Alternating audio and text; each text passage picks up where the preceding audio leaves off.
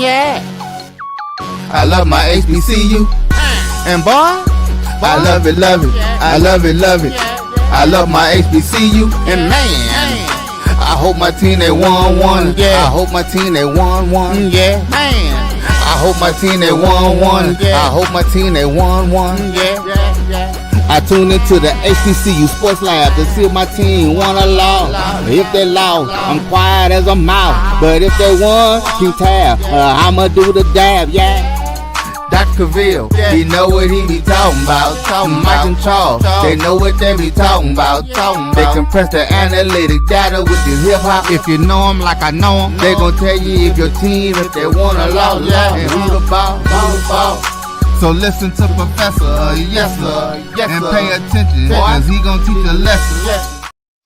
This is Dr. Cavil with Inside the HBCU Sports Lab with Mike Washington and Charles Bishop. Welcome to episode 708 of Inside the HBCU Sports Lab radio show and podcast. The show that's covering the sporting HBCU dash for all things HBCU sports for institutions large and small. From the NAIA to the NCAA, we share insights and information on the HBCU sports culture, HBCU athletic aesthetics to facilitate the story of HBCU athletic programs in the business of HBCU sports. I'm your host, Dr. Kenyatta Cavil, along with my co-host, Mike Washington and Charles Bishop.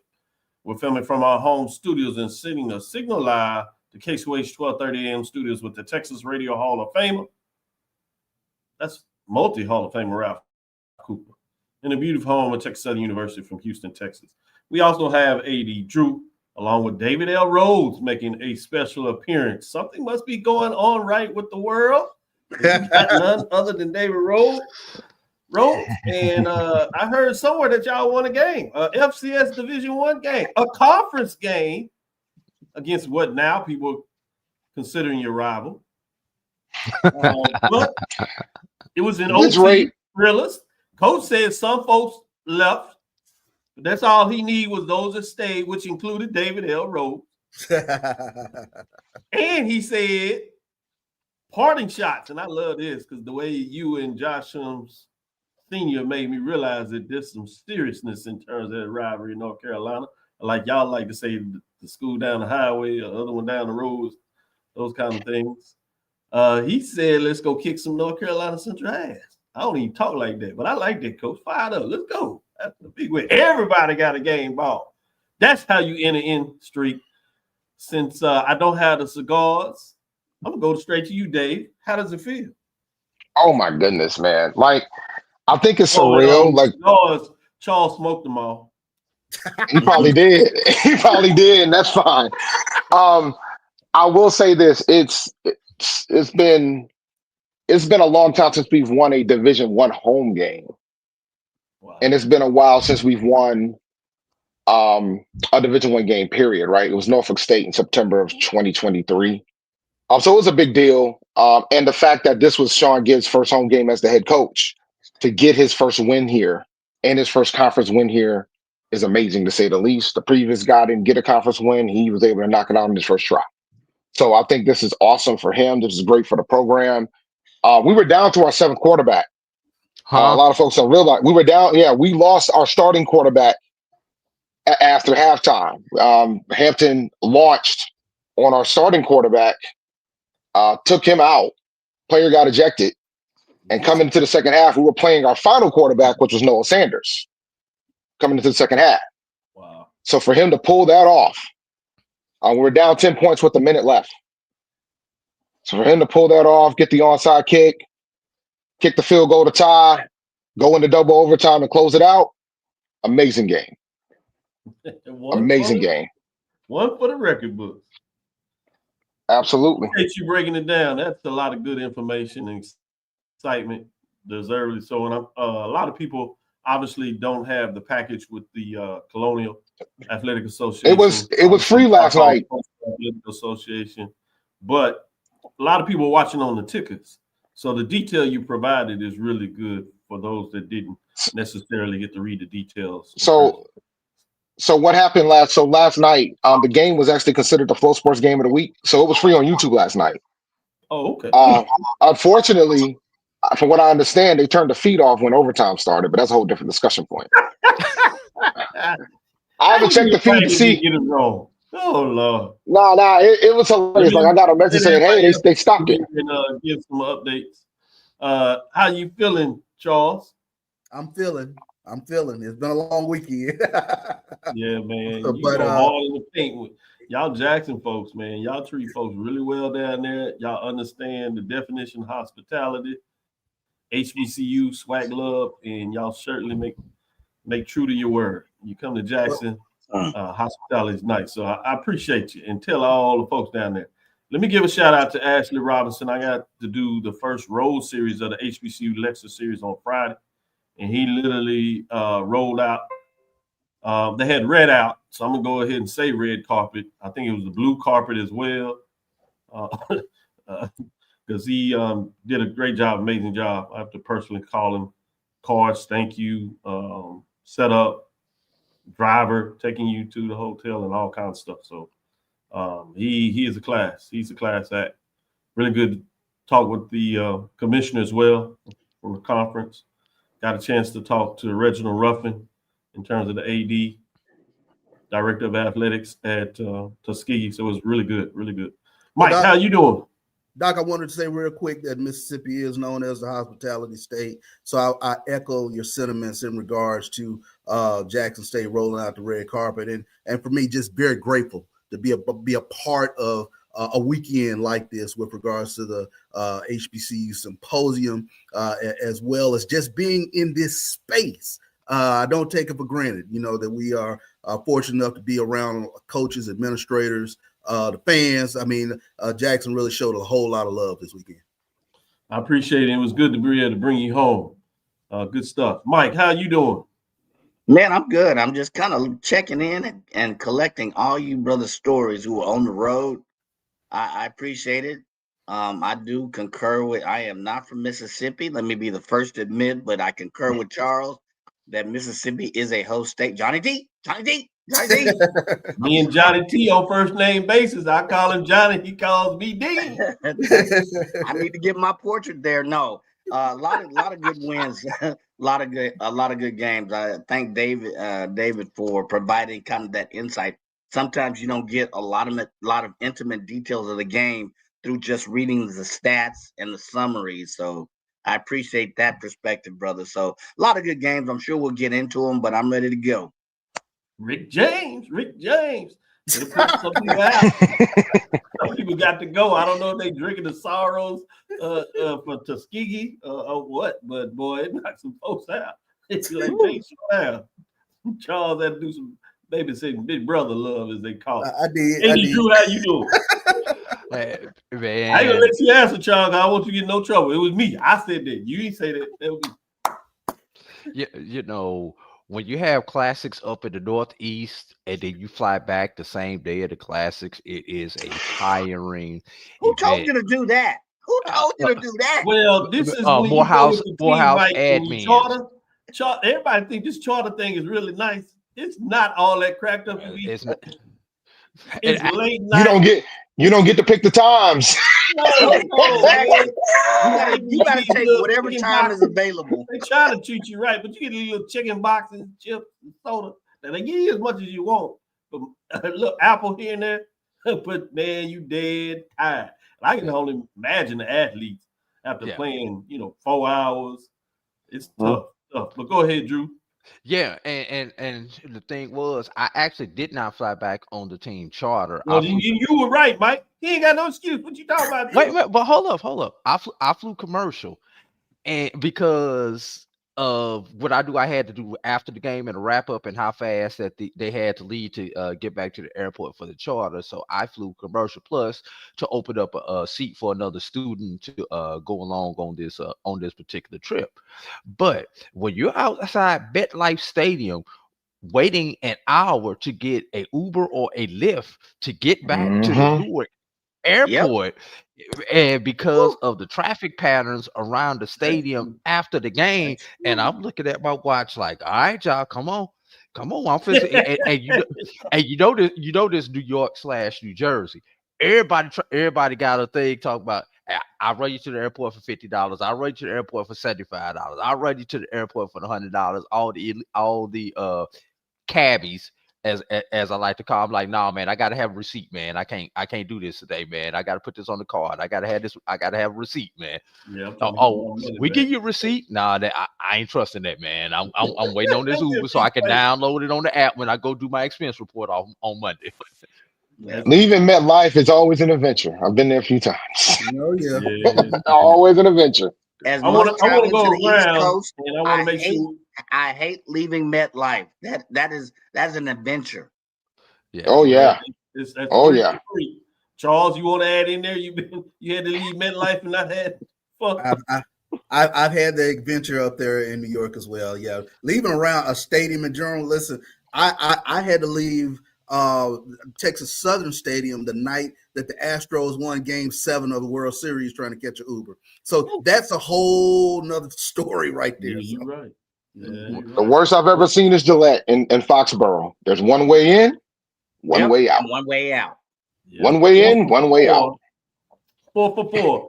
Quickly, so we can make sure we hit the top of this hour. I do want to ask everybody, what was the game that stood out? You don't have to break it down, but at least tell me which game stood out for you Saturday. Go ahead, Dave. Go ahead, Dave. One I attended last night. Made that a little bit easy, huh? That was too easy. I mean, I think the other things that stood out to me outside of those games, I was looking at the tickers for the other games while I was at A&T Hampton. Kentucky State, Grambling, FAMU, and Albany State. Them two games, I was losing my mind, and I ran into Tiffany Dawn Sykes, and we chopped it up for a little while. Former AD of FAMU, current AD of Virginia State, and we chopped it up. And I was telling her, I was like, these games have no business being close. Like, but they pulled it out. But I was kind of flabbergasted while I was in the stands watching A&T Hampton. So I just want everybody to know, I'm gonna go to these guys to get their thoughts. But Charles said, watch out for the Albany game, and Drew said, watch out for the Kentucky State game. So you got experts here. So I agree with David. They were not supposed to be close, but these two guys told you keep your eyes on these matchups because they were looking at some things that were going funny. Let me go to you, Mike. I picked Albany State to win, but I was kind of shocked of Kentucky State primarily. Oh, yeah, for sure. I think a lot of people were, and they all but won the game. But credit to Grambling, they found a way. Quarterback got a little happy and slid earlier. I'm not even sure anything else after that takes place unless they're able to get a fumble somehow to do what they did at the end of the game. But with that being said, they did get a fumble, Dr. Cavil. Huh? They did. There was a fumble. That's We'll get there. That's a tease. It happens to be in overtime. You're exactly right, Mike. What were you looking at, Mike? Oh, he touched on mine, but I'll touch on that Kentucky State game. If you watch, I watched part of that game. Kentucky State game had a chance to win that. They dominated time of possession. They had some quality possessions. They lost in overtime. But if you saw that game, save it, Mike. Save it. I know.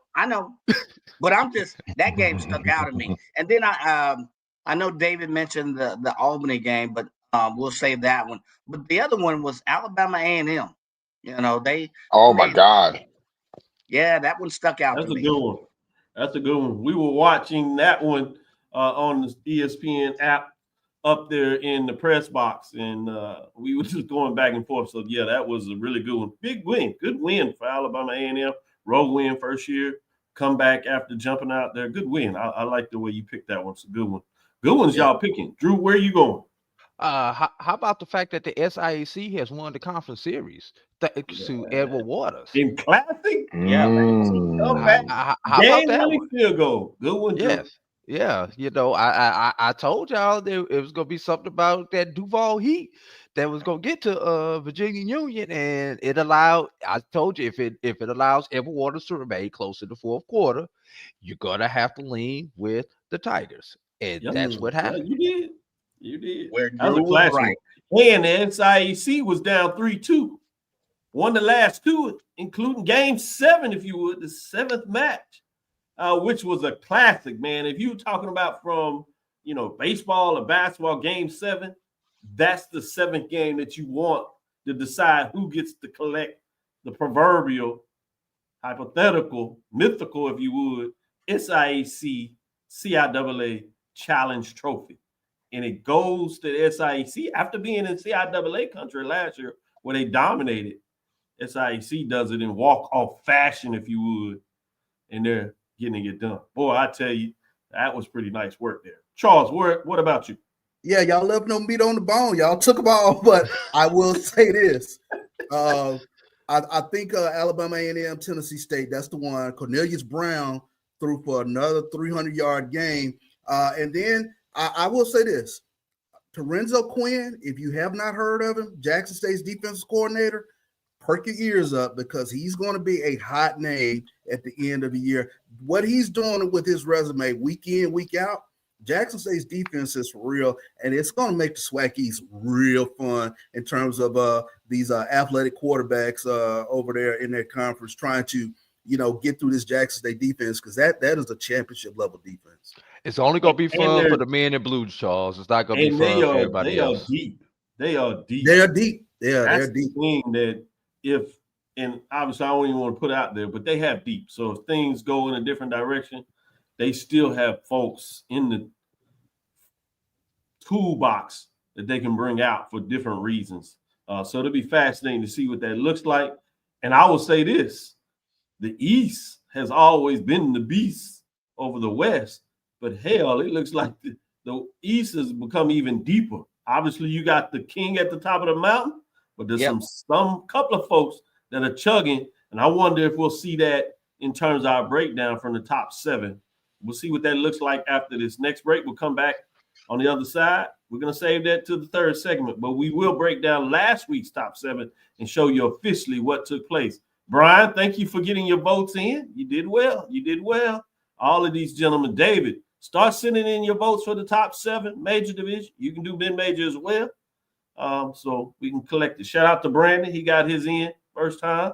So we got folks on the show that are doing the work to make sure you get the releases of the official Dr. Ville's Inside the HBCU Sports Lab major division, mid-major division football poll rankings. We'll do today's major division in the third segment. And then, as you know, on Tuesday, we unveil mid-major. Should be interesting. Number 1 went down. I want to see what people say about that. With that being said, stick with us. We'll be right back after we give you the top 7 team scores after this next break.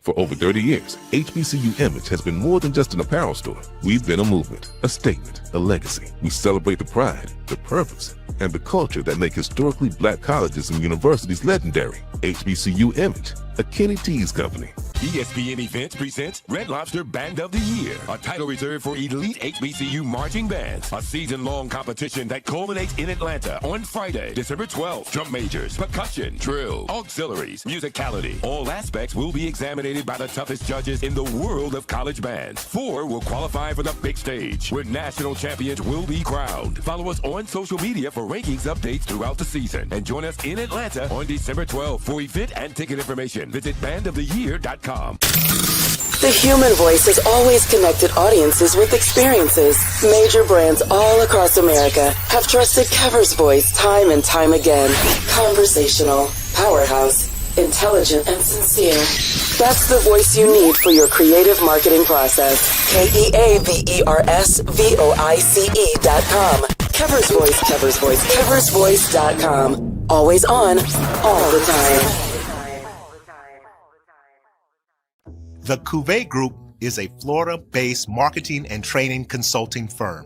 We help businesses communicate to their target audience and engage them in conversation. We also help to expand their audiences, which will ultimately result in growth for those organizations. In addition to being a certified constant contact specialist, my colleagues and I are also certified in John Maxwell Leadership Principles. We use these proven principles to conduct workshops, training, and private coaching sessions for individuals and companies looking to take things to the next level. Contact us to schedule a free consultation. Issues today, don't delay, call Cavil. Get ready for the inaugural Unity Classic, Saturday, September 13th at Nathaniel Glover Community Field. Compress the analytic data with your hip hop. If you know them like I know them, they gon' tell you if your team, if they wanna lose, and who the ball. So listen to Professor, yes sir, and pay attention, cause he gon' teach a lesson. This is Dr. Cavil with Inside the HBCU Sports Lab with Mike Washington, Charles Bishop. We also have David L. Rhodes as well as Drew. That's AD Drew. The professors are in the building. Let the lecture begin when we break down these top 7 scores from last week. Let's get into the number 1 team in HBCU Major Division football. This is the last week's poll ranking. Let's see what these teams do. Let's get into number 1 that had a shutout. They brought in a historic program in Tuskegee. And they gave them the first loss of the year, 30-0. They shut them out. There were a couple of chances where Tuskegee slipped by and had a chance to make a big play there, but they couldn't get it done. And then when Jackson State kind of locked it down, all she wrote. Let's look at number 2 now. That is South Carolina State Bulldogs. This is an interesting matchup when you think about the score. I'm not sure anybody would have thought Bethune-Cookman would put up 41, but the thing is, South Carolina State, the Bulldogs did what they had to do because they put up 55, so they win by 14. Be interesting to see what the gentlemen say about that game possibly. In terms of number 3, also was in the action, and they were against mid-major in-state mid-major foe, which is the Golden Bears, who kind of fell off this year after changing coaching. A lot of those players seem to have went up the hill, if you would. That's north up the hill. But talking about the team down the hill is Alabama State. Number 3, the Hornets are looking really nice. 2-1 on the season as they improve. They defeat Miles 37-9 or 0-3. With that being said, let's go to number 4. North Carolina Central is in action, and they play their Division II team in-state foe, which is the Fayetteville State Broncos. They defeat the Florida State Broncos 49-19. North Carolina Central improves to 2-2 on the season, while Fayetteville State, the Broncos, fall to 0-3. On the mid-major level, that's intriguing for Fayetteville State. People were questioning where they're going to get back into action. I know it's early, but they're struggling a bit in terms of what that looks like. Let's keep going down the list because we also had number 5 playing in the matchup. Kind of a little bit about this in the opening segment. This was number 5, the Alabama A&M Bulldogs, going up to Nashville to play in the inaugural of a 4-game series in terms of the Legacy Series, I-65, if you would. The Bulldogs come back home with the Bengals' tails, 2-1. They nipped it out. They got it done. 23-21 was the final score as the Tennessee State Tigers fall to 1-2 on the season and have thus far lost HBCU matchups with Bulldogs beating A&T Aggies that did rebound, as we talked about also in the segment. Let's turn the page and get to number 6. This is the only team that lost in the top 7 this week. They did play up to an FBS program. Rice, that is out of Houston, improved to 2-1, while the Panthers fall to 1-2. They're still 1-0 after electrifying opening season win over Texas Southern University. They're struggling a little bit now. They lost to Lamar, but that's a different conversation. We're talking about number 6 that falls 38-17 in the matchup against Rice. They did score force, but couldn't score enough and stop the Rice Owls that said hooty hoot. At number 7, we have none other than the Howard Bison against Morehouse. Intriguing for a minute, you had to scratch your head because you gave some credit to Morehouse as they were fighting, but the Bison pulled away. And as you kind of see throughout the theme in a lot of these matchups between major division and mid-major division between HBCU programs, if they are able to stay around later in the game, it seems like the major division programs are able to overcome and oftentimes pull away. We did have a close one, a couple of close ones in different parts of the game, particularly one of them down in Grambling, which will be interesting to see what that is. But this is regarding the top 7, the final one. The Howard Bison getting it done, improving to 2-1 as the Morehouse Maroon Tigers fall to 0-2.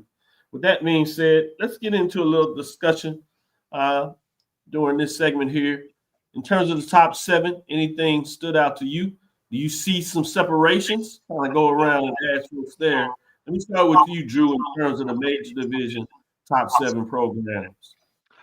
We went from a 0-7 week last week to a 6-1 this week. Way to Good point. Dr. Cavil's top 7, because if we had another 0-7 week, Dr. Cavil, I was gonna make a motion that we scrap the poll for the rest of the season. But great way to rebound there, way to get that message to your people to preserve the integrity of your poll. Thank you. Anyway, the one thing you notice between the FCS and Division II games was the FCSs, and we mentioned this, if they make mistakes and that these Division IIs hang around, these Division IIs were good enough to stay around. So in a couple of games that we had that situation, they hung around. And in other games, specifically the Jackson State Tuskegee game, the FCS imposed their will on the Division II team early and just took all thoughts of that out of their head. And in the case of the Howard Morehouse game, Morehouse looked good early against it, despite the fact Howard could physically dominate them, but Morehouse not able to take advantage of the opportunities. Morehouse was given short fields a couple of times in the first half, was not able to punch it in. And then on the flip side, they gave Howard a short field. Howard was able to punch it in. And I got to take this point of personal privilege before I pass it on to whoever's next up. Larry Scott, I love you to death, but I'm a little upset at that final score of 38-10. Score was 31-10 with under a minute to go. You got a first down inside the 10-yard line going in. 2 knees and we out of there. No, he wants to hand the ball off, and they scored. I'm a little upset about that last touchdown. Everything else I'm cool with, but there was no reason for that last touchdown. Because you're not gonna get any style points to beat Morehouse. I'm sorry. Division. I agree with that. We've seen that a little bit. I think conference-wise, that's a different thing potentially when you talk about Alabama, A&M, and Alcorn. But yeah, that's different. That's a little challenge. Different. I see that. David, what are your thoughts in terms of top 7? Alabama A&M beating Tennessee State was probably the big kicker for me. I think the big thing that I saw, because I was watching that game prior, the kickoff at A&T Hampton, and the big thing that I noticed was that, Alabama A&M was doing well at the beginning of the game, and then all of a sudden Tennessee State had this barrage of offense that occurred. And I'm thinking, this is going to be interesting. And then they didn't do anything else after that. They had their barrage of offense. They scored their 21 points, and you heard nothing else. And then Alabama A&M had chances to grind and finish it and got the job done. So shout out to them. Like we were talking about the SWAC East. I know going into the season, I thought it was going to be Jackson State and everybody else. And those Alabama schools got something else to say right now. So it's fascinating to watch. Interesting. Since you been called to the table, Charles, go ahead. What are your thoughts?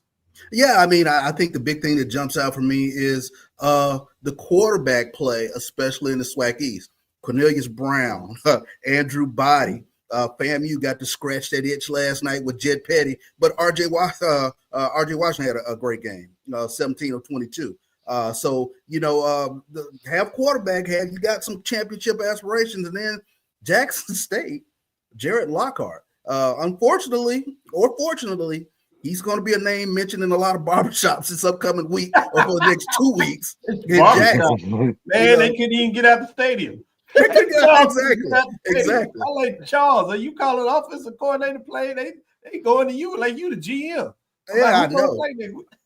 It's funny, but the big thing is, Jackson State played a lot of freshmen. They are a very deep team. And I didn't get a real understanding of that until yesterday. And then this Jackson State defense, they go anaconda on Texas on Tuskegee. Only 109 total offense. They squeezed the life out of them. So, we've got some good football coming up over the next few weeks. Yeah, week 5 is when it gets started in the SWAC in earnest, when you got all teams in the matchup. And a couple of weeks after that, you go on the MEAC. We got our independence, if you would, but it'd be fascinating as they get further churning in their conference play. What does that look like? And that's coming up as well. Mike, where are you?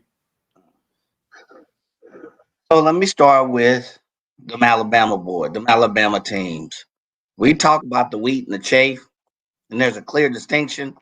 It's getting to where in the East there's not a clear, almost to the point that there may or may not be a clear distinction. If you look at how Alabama State and Alabama A&M playing, you look at Alabama A&M, Jack, with what? Tennessee State had one good quarter. That's it. And what was that word? The anaconda? Boy, that was an anaconda times short. They didn't score no more after that. So that I gotta say, let's go down 2-3 games in the year, and let's see how these Alabama A&M and Alabama Alabama State teams play. Number 2, I'm looking at Bethune. I'm looking at that game. You want to know who dominated? Yeah, that's a good one. On time of possession. You want to know that was about 1,000 yards of total offense. You want to know who had the most playoffs. We can get into all the data points, but was that a testament to a better Bethune offense, or was it a South Carolina State defense that just let down? Inquiring minds want to know, because that game was a lot closer than most people thought it would be. So that one stood out. As a matter of fact, Bethune had the ball 32 minutes, whereas South Carolina State had it about 26, 27. And if you look at it, Bethune had 3 turnovers. Minus those 3 turnovers, what would that game have looked like? That game was a lot closer, even with the score, than it appears to be. So the saving grace, Bethune scored 4 touchdowns in the fourth quarter. So yeah, that's crazy. My head's, what happened, ladies and gentlemen? What are we witnessing? Young boys play. That's exactly what happened, and I think that was probably a miscalculation by South Carolina State letting them young boys play. Off the gas, yeah. Because the game was out of hand in the first half. I mean, out of hand. Out of control, yes. Oh, and forgive me, I said R.J. Washington. I meant to say R.J. Johnson. Forgive me on that revelation. Yeah. I got a question, Charles. Thank Tuskegee for your attendance bump on this game. You did get more than 13,000. That's number 1. And number 2, fellas, what is it about former Southern quarterbacks when they leave Southern, they go off and actually play decent everywhere else but in Baton Rouge? It's called a coach. Question of the day. I ain't touching it. A QB coach. So, coach. You don't do that. Don't do that. It's too early. Let him at least get through this week where he plays Jackson State. Then you can bring the ledge. We're gonna have the ledge segment, as we always do, because Charles said it's about time that we can enter that conversation. He wouldn't let us go there early, but now we slide into the season. He's sliding people on the ledge. With that being said, since you brought in the attendance, AD, I do want to say that the Alabama A&M and Tennessee State had over 10,000. So again, as you talk about attendance, hey, go ahead, Mike. I got talking about changing quarterbacks. Bethune changed quarterbacks, and also Southern brings in another quarterback. And I'm looking at the game, and I'm like, who is Ashton Struther? Where did he come from? So are we talking shades of 23-24, where Southern is now doing that parade of quarterbacks? I don't know. Bethune actually had a quarterback switch as well. So our team's getting to the point to where, we got the wrong quarterback in place. Prairie View did that last week, as you mentioned. So we're seeing kind of a little bit of a trend, a statistical trend. You know that is, AD, right? A statistical trend. I'm sorry. So anyway, where a few teams are, I don't know if it's the moment in the game. I don't know if it's the score or where they are in the series, but a few teams are starting to switch quarterbacks or change their philosophy to quarterback by committee. Just saying.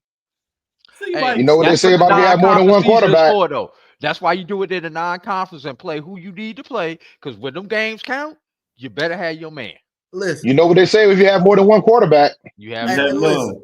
and you I have know zero. everybody falls in love with this second string, third string. The Listen, backup. the backup quarterback. They are the backup quarterback for a reason. For a Every reason. coach will tell you that. Yeah, trust me. Or These you could folks be don't at wanna go 7. to jobs. Let's take this next break and come back on the other side and talk about this new major division top 7. Let's see how it looks and those that are receiving votes and see if anybody dropped out. We'll be right back after this next break. Get ready for the ESPN Events presents Red Lobster Band of the Year, a title reserved for elite HBCU marching bands. A season-long competition that culminates in Atlanta on Friday, December 12th. Drum majors, percussion, drill, auxiliaries, musicality. All aspects will be examined by the toughest judges in the world of college bands. 4 will qualify for the big stage, where national champions will be crowned. Follow us on social media for rankings updates throughout the season. And join us in Atlanta on December 12th. For event and ticket information, visit bandoftheyear.com.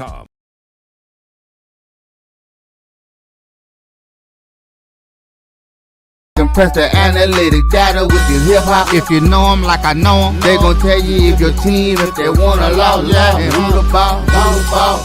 So listen to Professor, yes sir, and pay attention, cause he gon' teach a lesson.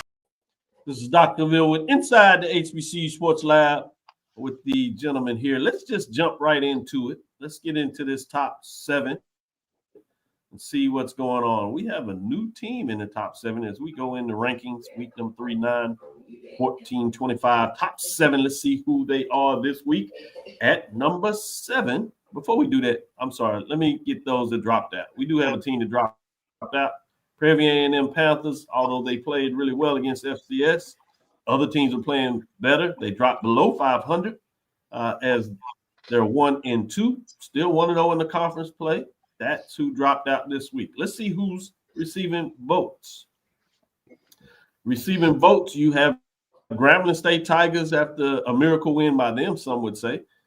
They are outside of the top 7. They are 2-1, 135 points, while Howard Bison actually gets the win and gets over 500 as well. They are 2-1, 129. Prairie A&M, the only one outside of the 500 mark, is they're 1-2 after the loss against Rice, as we said. That gives you those that are receiving votes for your collective top 10 essentially. Let's go to number 7. That's the new team in the poll.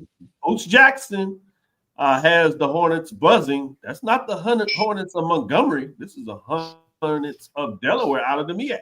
Delaware State Hornets. I don't know when the last time they've been in the top 7, but they are official 2-1, 156. They were not ranked last week. Coach Jackson has the Hornets seriously. They're buzzing. They look pretty good. We'll see what that means for the rest of the season and certainly into the MEAC race. At number 6, we have none other than the Howard Bison. They've quietly continued to churn. They move up a spot, 2-1, after they get the win in the NYU Classic. 159 points as they're in the mix, moving up a spot. Bring us to number 5, the Alabama A&M Bulldogs. They were ranked last week. They were actually at number 5. They stayed there. And you'll kind of see a refrain. I'm not sure if there's a lot of changes here, maybe in some votes, but let's finish it out and see what that looks like. As you have Alabama A&M has improved to 2-1, big win on the road at Tennessee State to get it done in the Legacy Series. At number 4, North Carolina Central Eagles sit at 2-2. One first place vote. They're still hanging on to the first place vote. Somebody thinks really highly of the Eagles. Who is that? Josh. Who is that? Who is that? Who is that one person? Always got to be one. They do have a big game this weekend, some would say, against North Carolina A&T that are feeling good about themselves. So that'll make it a little more interesting. After you check out Brian and AD in the sports wrap, make sure you go and check out HBCU Nightly, because I'm sure they'll get a little bit into that after they give you some updates and thoughts on what took place this weekend. All the HBCU talk you can get. At number 3, though, we have the Alabama State Hornets. I'd imagine some people probably feel they need to be higher than this, but we'll see what the gentlemen say officially. But they stay in the 3 spot. 2 first place votes, 2-1 on the season. as they continue to sting themselves. And number 2, you have South Carolina State Bulldogs 2-1. They did win the game, pulling away, but depending on how you watch that, I can see how you might change your mind around where they should be ranked. In fact, somebody took them out of the number 1 spot. They lost the first place vote as they just have 2 now, falling 1 behind there, which means number 1 remains that way. And the Jackson State Tigers, they continue to get it done. They're adding up these weeks that they're at number 1. They've been there for a minute since last October, it seems, as they got rolling, ended with a national championship. Seems like they'll be in the mix and have something to say. About 11 weeks in a row. If you go back to that time, you have number 1 Jackson State Tigers in terms of that. Let me ask everybody and go get their thoughts on the top 7. Let's start with you, Mike. Yeah. So this has been another record. This has been 3 weeks where I agree with your poll. There will not be a week 4. There might be. There's some corrections here. North Carolina Central, Delaware State should be higher than Howard. Quality wins, body of work to this point. Delaware State, do we remember who they beat last week? And then they come back, follow it up with a performance this week. There was nothing questionable about it. Both Alabama teams should be 3-4. If you look at what they've done, who they played, and the manner of which they played. I don't have a problem with Alabama State being 3. Agreed. You got Jackson State. The first 3 are okay. But I disagree with North Carolina Central being above Alabama A&M. Now, next week may tell a different story, and the week after that may tell a different story. But Alabama A&M played solid enough with their quality wins to me to be a solid 4, and you could throw Delaware State up there as well. Good stuff. Week to week. You're right. I like that mindset. I'll take that, Mike. That's good stuff. Charles, what are your thoughts in terms of the top 7? I was going to chafe a little bit at Howard, but I think I think that's right with regards to them being at 6. Shout out to Delaware State. Like you said, we're kind of mid-September and we're talking Delaware State football. That's new. So shout out to Deshaun Jackson. I mean, that's huge. A big win. Give somebody a shout out and then give them a shot. Yeah, I know, right? I know. Shots fired. I mean, we've been talking Marquise Gillis the past few weeks, but yesterday, I mean, big game out of James Jones for Delaware State, rushing for 100 yards. So that's huge for them. So we'll see if they can continue the momentum. I have no issues probably with the first 4. For me, eyeball test, even though they're 2-2 on the season, North Carolina Central in front of Alabama State until I get a little more data with regards to Alabama State. I know we're all drinking the Kool-Aid right now, but they're a phenomenal football team. Andrew Body, 14 of 16 yesterday, very efficient. They did what they needed to do with Miles yesterday. Good stuff. Good stuff. David?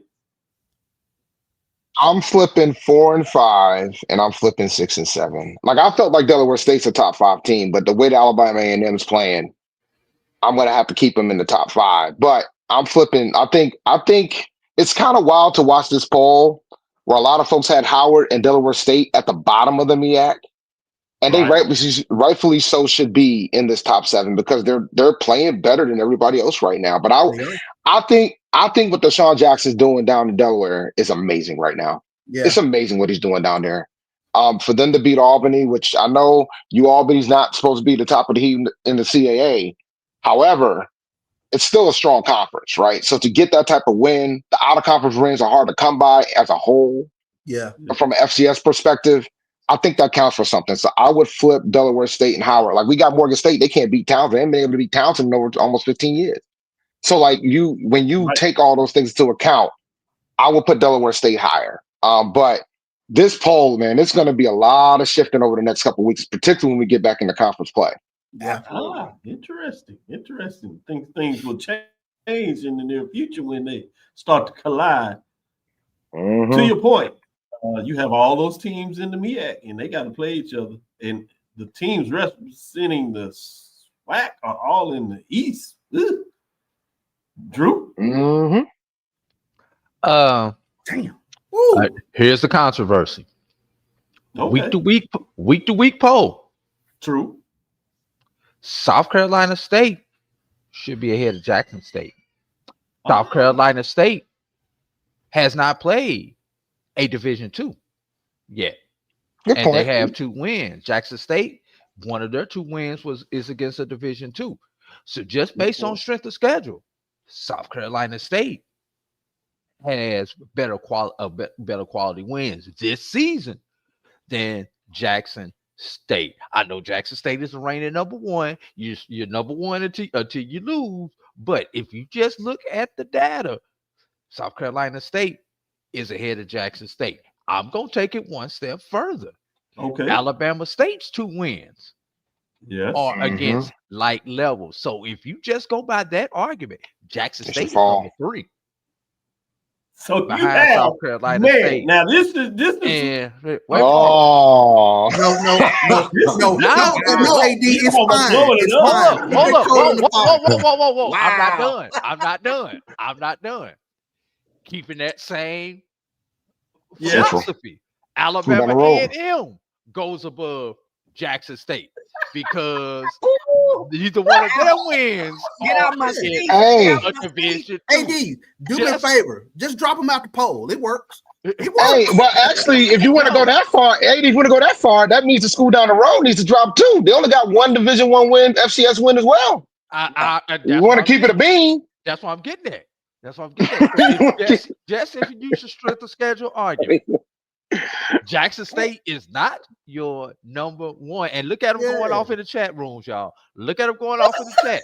Keep Yeah. that But same energy. I love it. but Dr. Cavil, This is fun. you're a dean. I'll try to is be gentle today. Can you defend That's your why I had to argument cut in you front off. of Trying the to be class? nice. Cooking. I was You trying are to. cooking. I am Bill told me to be defending my nice. I was trying to argument be in nice. front of the class. AD, The strength of turn schedule your X off.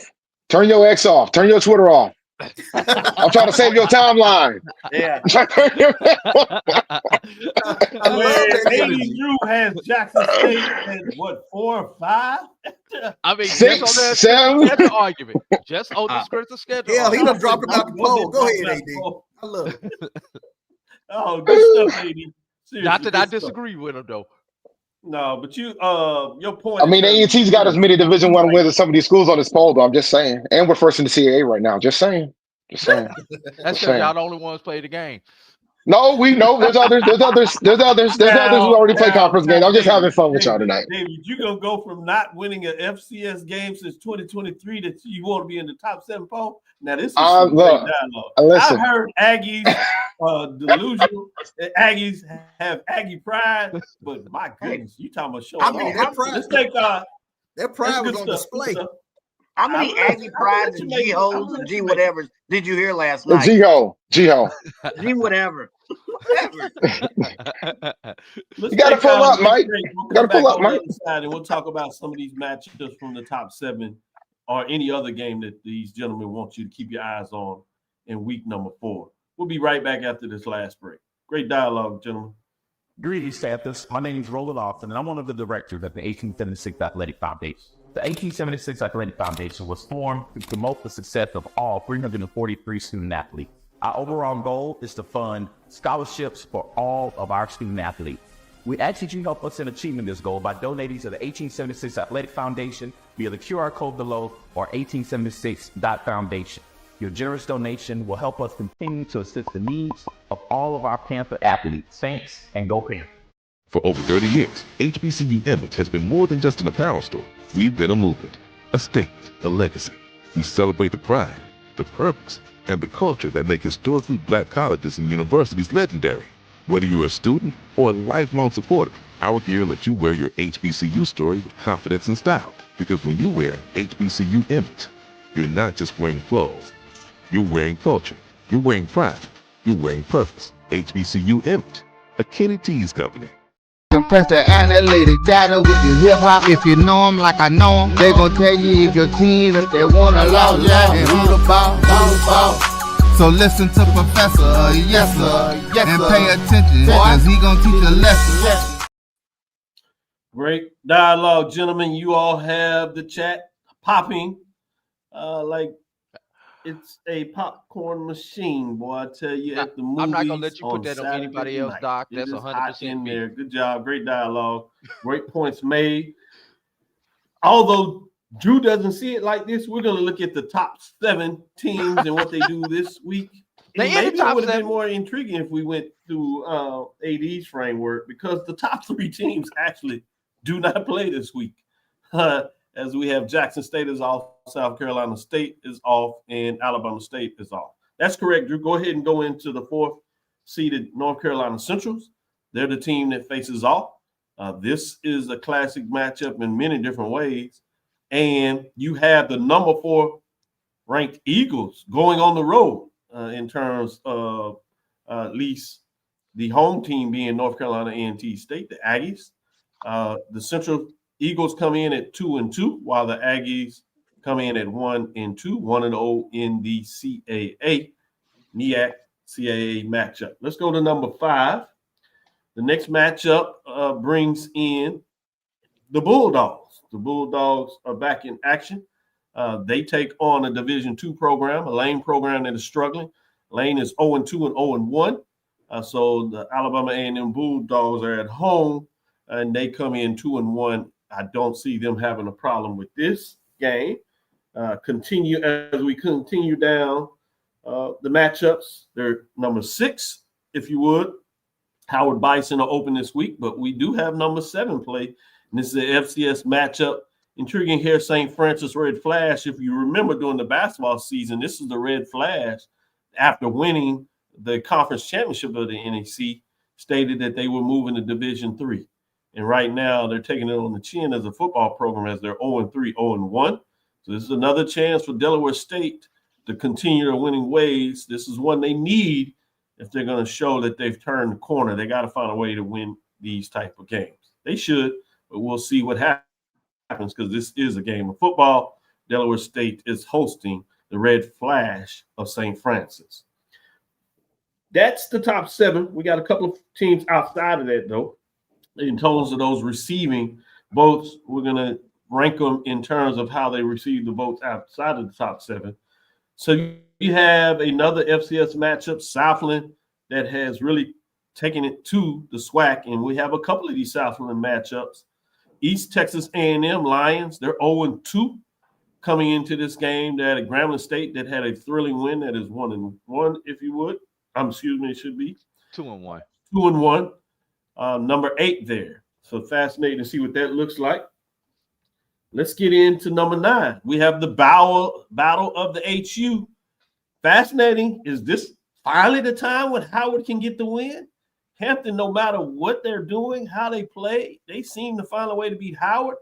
But Hampton has actually struggled against their HBCU opponents, which has been different over the last couple of years. Hampton Pirates do come in at 1-2, 0-1. They're at Howard Bison, as Howard is the home team. It is in Washington, D.C., Audi Field, as a classic there. And Howard comes in at number 9. Usually it doesn't matter, but we'll see what it looks like there. Then we have the other Southland SWAC matchup, if you would. Northwestern State Demons that come in at 1-2, 1-0. Got that win against another SWAC foe where they stopped their losing streak, talking about the A&T Aggies. Northwestern State got it done, as they are 1-2 and should have no games for conference play at this point. But you have Prairie View and Panthers that are 1-2 and 1-0 after a tough loss to Rice. They come in number 10 spot.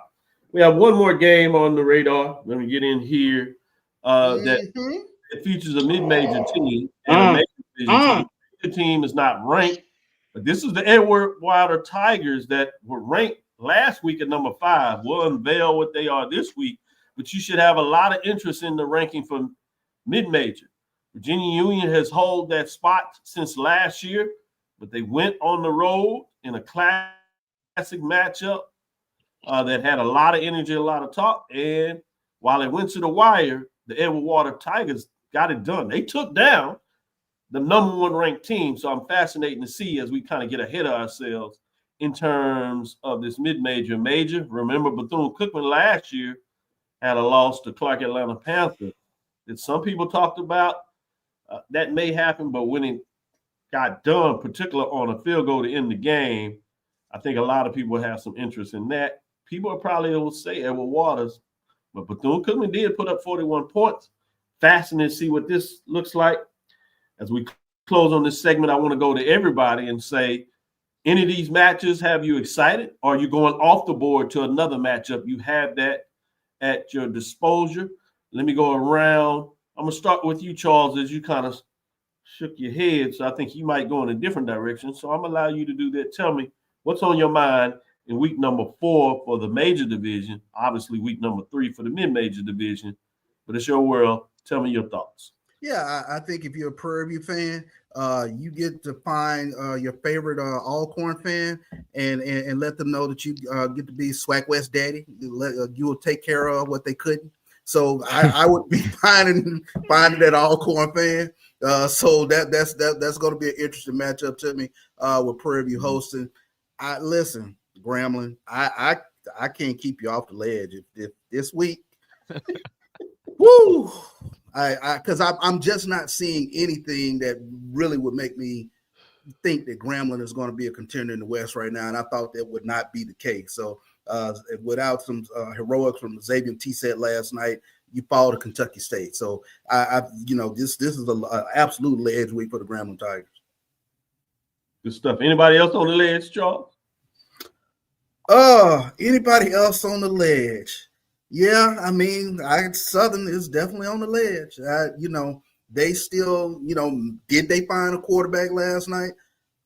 The jury's still out, but they got a couple of weeks. We'll put Southern on the ledge for 2 weeks. They don't even play next week. That's cold blooded. Yeah, I mean, they got. They just gonna be sitting on that ledge waiting for 2 weeks.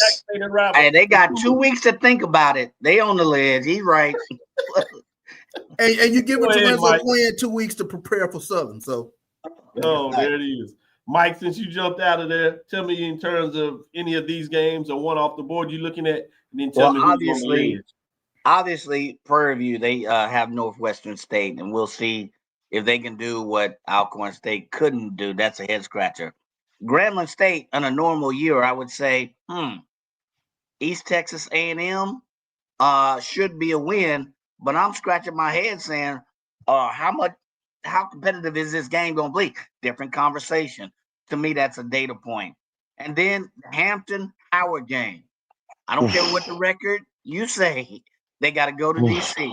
But I've seen Hampton play. Yeah. And there's a worry. That may not be an automatic win. That's going to be a barn burner. That game really stands out to me. And then the other one is, up to this point, we have not talked about A&T up until this weekend. They got Central. Who's going? It's the classic. That's a big money game. Classic.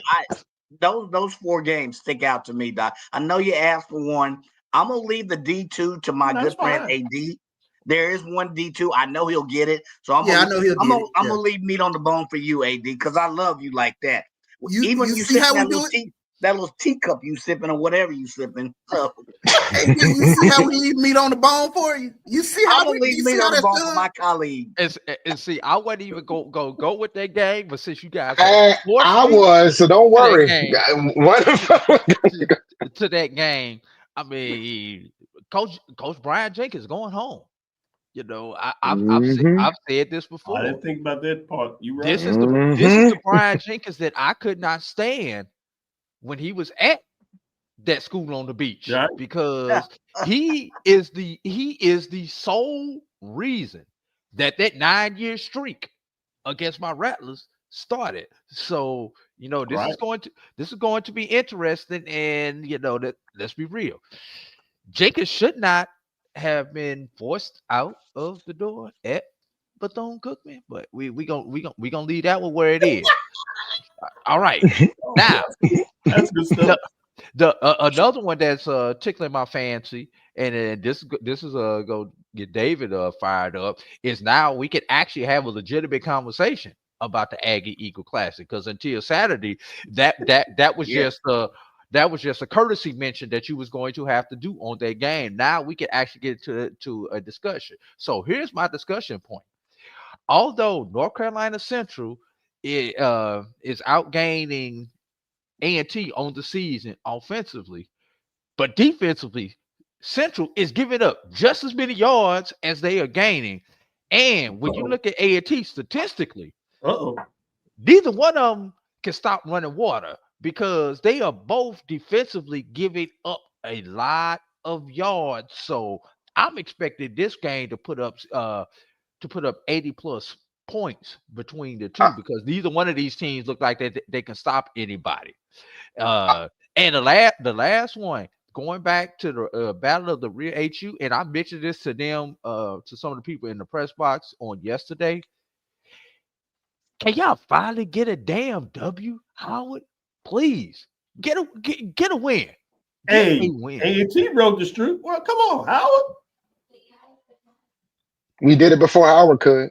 Hey, David. Hey, David. Go ahead, David. Perfect way to jump in here. Give me your thoughts in terms of key matchups. Are you sticking with it or are you going off the board, which I certainly could understand why? Well, one thing about the Aggie Eagle Classic is, although the result last year was lopsided, a lot of times you have those games. We've done it. We had 10 straight quarters that they didn't score a point, but I think this was going to be a lot different. I think this is going to be a lot closer. It's going to be in Greensboro. It's going to be a different type of atmosphere coming into Saturday. So this is going to be a different ball game. Defensively, we both have our struggles. I think we got some pretty good guys on the defensive side of the ball that are pretty talented. So it's going to be fascinating to see. Walker Harris has been struggling a little bit. He probably had a get-back game against Fayetteville State last week, but he's been struggling a little bit against these FCS opponents outside of Southern.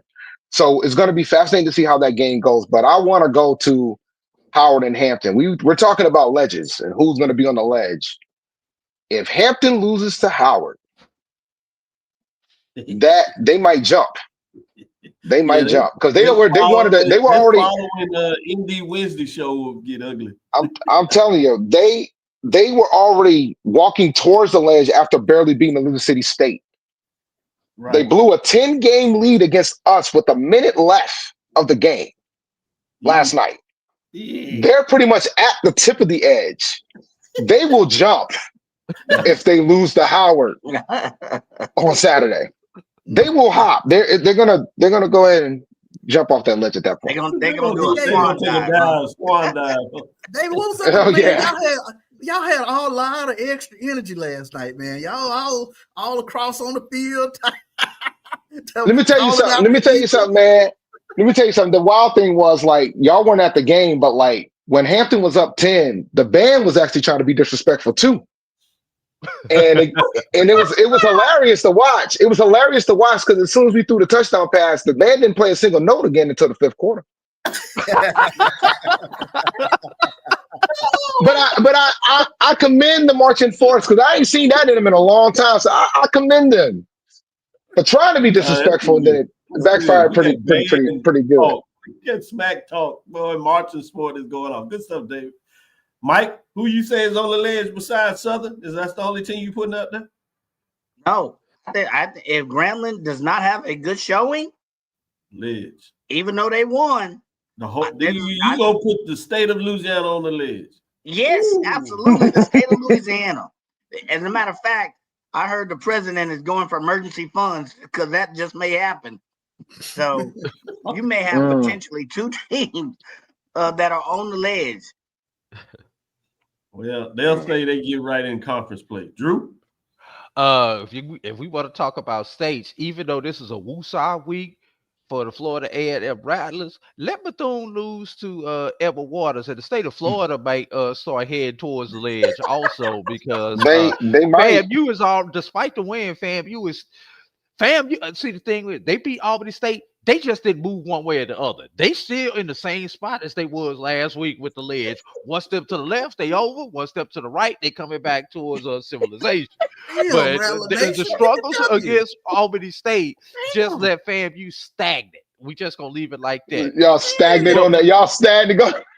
But a loss by Bethune to their Division II little brothers will push the whole state of Florida off the ledge. I'm gonna be honest with you, Drew. I think they're gonna do it, man. I think Lawrence gonna do it. I think they're gonna do it, man. But Hampton won. I agree with Hampton. I will say this about that game. I think we were talking about how many points that Bethune-Cookman scored against South Carolina State. We're gonna find out if them points are real or not on Saturday. Exactly. We're going to find out on Saturday. It might have been a sugar high. We'll see. I'm telling you. Charles, you were nice today, so I'm going to let you have a final thought here. Well, yeah, I mean, I take a look at some of these, that Aggie-Eagle matchup. I'm looking forward to that. I think that'll be a great one. As I mentioned, I think Grambling, you get an opportunity to try to do it out of conference. So we need to see some better data points. They did beat East Texas last year. It was at home. Yeah. Mm-hmm. Yeah. So this is a huge weekend, I think, for the Grambling Tigers because, by all accounts last night watching that game, to get the W, that was huge for Grambling because they were teeter-tottering on the edge. If Kentucky State's quarterback does not slide 2 yards short of that first down, that game is over. It doesn't get to overtime. Credit Grambling for a final drive to get them to overtime, but should it have been that close? Against Kentucky State, NAIA and a Division II school. So let's give them all their credit. That's the thing for me, man. Like we were talking about what Jackson State did to Tuskegee. Like when we play Division II programs, that's what we should be seeing. Yeah, we shouldn't be seeing these games that are very, very close. That is your measuring stick. Yeah, we should not see that. We should not see this. So when I'm watching this on the ticker, I'm losing my mind. Like I'm literally losing my mind. I knew it was a little different from Charles when I'm in the press box and Charles is picking on the play-by-play guy.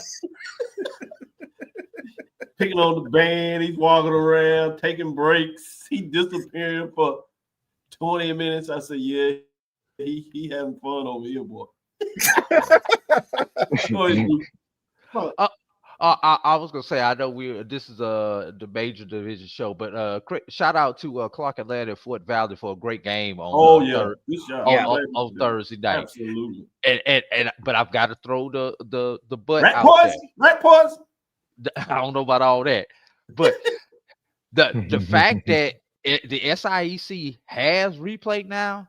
And on that fourth down with under a minute to go, they did not go to replay. Although I thought the call was right. Don't get me wrong. I thought the call was right live. You still, for fans' perspective, you need to go to replay to confirm it so that we're not talking about it on these shows. Just like yesterday with the Grambling Kentucky State game, that play should have gone to replay. I don't know. You got to call your connects with give us an explanation of what went on there. I think they got it right. I just think they should have blown that whistle. But since they didn't, even still Grambling on that play, what they need to do, they play forward because he certainly would stop. But right or wrong, go to replay. That way, the fans are confident in the abilities of the referee. Let the video confirm. No, I agree with you on yours. I was switching back to the Grambling, and they did go to replay on that one to their credit. But I think they could not hear any type of whistle and could not see any discernible. They did say that they thought one ref waved the hand, but I don't think it was discernible. So they had to let the play stand. I would have liked to seen that just from the fact that it was on television. And you talking about adding drama to it. It was already drama filled. But imagine them going to the replay, the talk that's going on when they're going through it. Then they come back and confirm what took place, and you have that delayed reaction of Clark Atlanta cheering again. That would have been beautiful TV. But shout out to the SIEC, Dr. Holloman, the presidents at Clark Atlanta University in Fort Valley State, in terms of that was a tremendous game. Clark Atlanta looks like they're back in the football business. I tried to tell you all a couple of years ago to watch out at Clark Atlanta and what they could do in terms if they get a little more energy in that house, and you certainly look like Coach Teddy Keaton is delivering on what he wanted to do with Clark Atlanta because they are excited by some football. Dr. French, as the president there, certainly is one of those presidents that galvanizes students in terms of excitement. So shout out to what they're doing at Clark Atlanta University. I love it.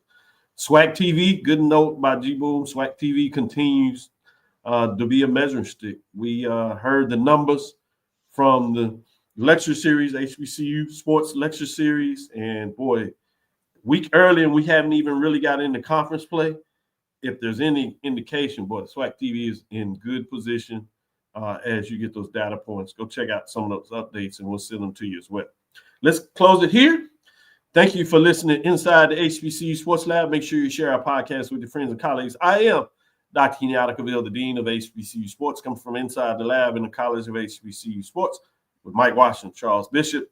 Also, David L. Rhodes, that is hosting the Indy Report as he brings in Hampton and Tennessee State. As they get it done, shout out to Brandon as he dropped another article. If you get a chance, go to sneakershop.talk.com and check out his article in terms of continuing talk about Tennessee State and expansion of the SWAC. Intriguing. He set it up where there are five historical, or if you would, rivalry games for each team. You break it down where you go to a 9-conference schedule and you rotate everybody out and you see everybody in 4 years. So fascinating how you broke it down. Similar to what you heard with the expansion of SEC going to 9 games. Drew, good stuff. Look forward to see you and Brian tonight.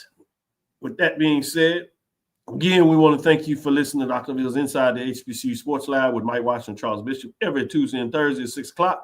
Sunday at 9 a.m. as we unveil the major division and give you a breakdown of what took place on Saturday. That's really Thursday through Saturday as AD illustrated with Clark Atlanta. Follow me, Dr. Kenyatta Cavil, on Threads, Facebook, and Instagram, DrKenyattaCavil. Inside the HBCU Sports Lab 1 on Facebook, Inside the HBCU Sports Lab on YouTube. Dream big, continue to move forward. We will talk with you soon. Charles. Course. Mike. Lecture. David and Drew. Dismissed. Travel light, everybody. Yeah.